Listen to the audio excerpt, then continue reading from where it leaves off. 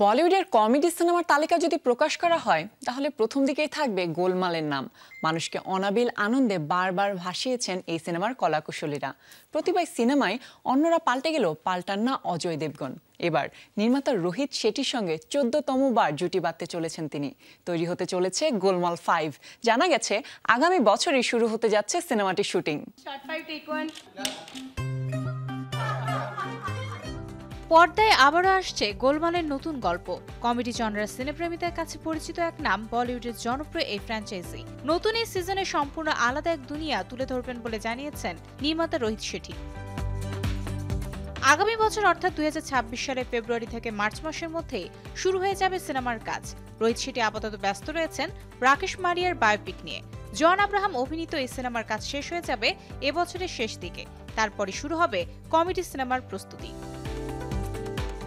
জানা গেছে গোলমাল 5 এর মূল গল্প ইতিমধ্যে চূড়ান্ত হয়ে গেছে। এখন কাজ চলছে চিত্রনাট্যে, যেখানে একদম নতুন লেখক দল কাজ করছেন। 2025 সেপ্টেম্বর নাগাদ পুরো চিত্রনাট্য চূড়ান্ত হয়ে যাবে বলে আশা করা হচ্ছে।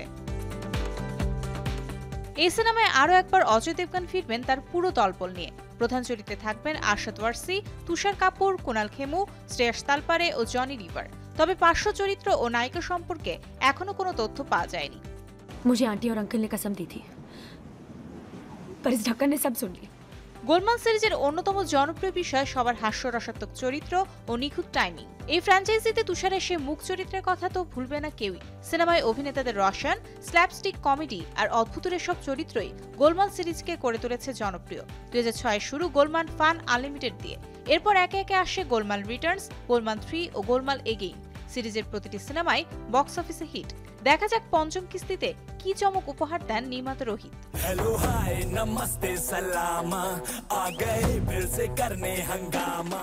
Mario Sen, showbiz tonight. गुलाबी जश्न रुकने न देंगे जरा भी।